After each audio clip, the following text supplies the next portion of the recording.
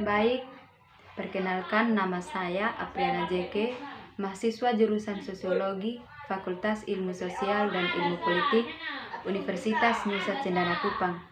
Baik, pada video kali ini saya akan membuat video parodi, di mana dalam video ini saya akan menjelaskan tentang pemilihan tujuan dalam metode penelitian kualitatif.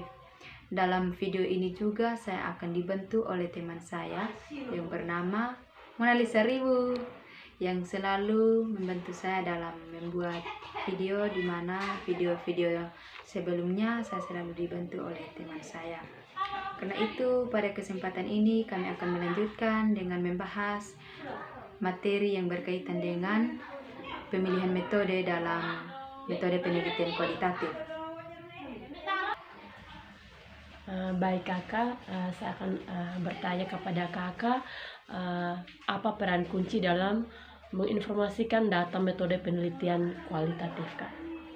Oke, baik, saya langsung saja ini menjelaskan tentang dari peran kunci dalam menyampaikan informasi dalam metode penelitian kualitatif itu sendiri, di mana kita harus membuat epistemologi itu pada dasarnya adalah dengan cara kita mengenal dunia informasi itu sendiri, di mana informasi itu akan menambahkan konsep atau ontologi yang mengarah kepada keberadaan kita sendiri pada saat kita mencari informasi itu.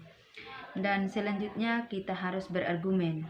Bagaimana argumen kita agar penelitian yang kita lakukan itu benar-benar kita memiliki keyakinan, sehingga bukan terjadi secara kebetulan, tetapi itu atas dasar kemauan dan kemampuan dari peneliti itu sendiri. Jadi penelitian itu bertujuan untuk bekerja dalam konteks pengalaman manusia ini dengan cara-cara di mana harus memiliki makna yang dibuat atas dasar pengalaman-pengalaman yang dimiliki. Selanjutnya, penelitian kualitatif itu harus mengambil pendekatan atau melakukan pendekatan agar dalam melakukan pendekatan itu membangun pengetahuan tentang pengalaman dari setiap manusia, sehingga harus memainkan peran kunci dengan menginformasikan seperti apa studi kualitatif itu sendiri.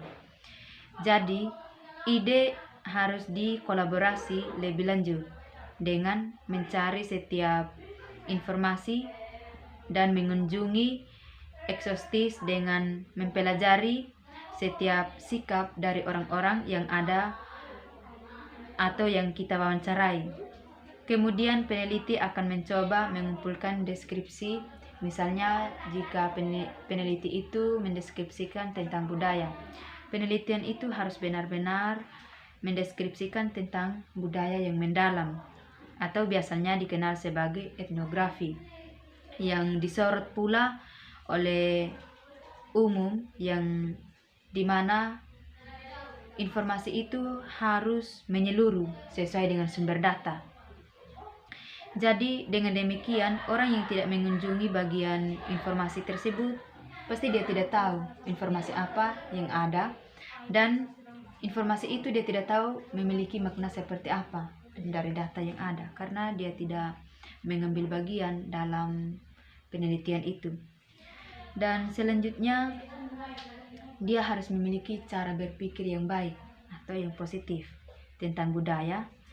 Dalam hal ini tidak harus membatasi pemahaman tentang budaya atau pada adat istiadat dengan perilaku setiap manusia yang ada dalam masyarakat tersebut, sehingga harus mencerminkan latar belakang peneliti dengan pemahaman tentang apa itu budaya dan bagaimana ciri-ciri atau kelakuan masyarakat yang ada pada budaya itu tersendiri. Selanjutnya, jika ada penindasan atau pembebasan yang tampak pada budaya itu, sebagai seorang peneliti harus tampil beda. Bagaimana caranya menarik masyarakat pada saat itu, pada saat dia melakukan penelitian, agar dia bisa memperoleh data. Dia tidak boleh mengikuti perilaku mereka pada lokasi penelitian, tetapi dia benar-benar mencari tahu bagaimana cara untuk menarik orang agar dapat memberikan informasi yang sesuai.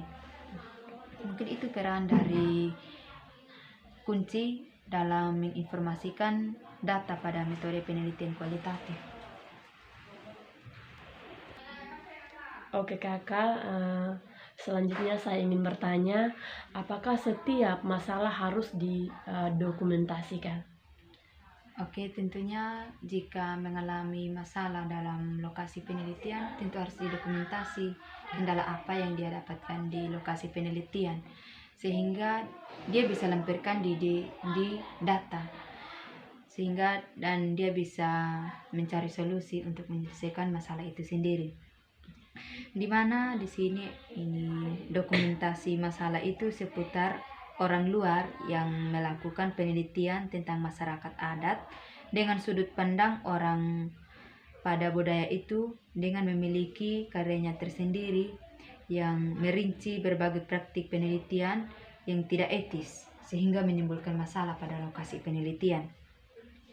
Selanjutnya dia harus menggeluti dan mengisi memori dari setiap orang di lokasi penelitian, di mana dengan tujuan agar mereka dianggap kurang berpartisipasi dengan apa yang dilakukan, sehingga beberapa banyak dari mereka tidak memberikan informasi karena ada beberapa kendala yang dialami oleh peneliti di lokasi penelitian. Selanjutnya, sebagai seorang peneliti harus memiliki ide yang cemerlang, di mana ide-ide itu harus dikembangkan melalui karakter. Karakter itu harus mencerminkan sesuai dengan perilaku masyarakat yang ada di lokasi penelitian. Atau dengan kata lain, penelitian itu harus terhubung dengan konstruksi pengetahuan tentang sekelompok orang lain.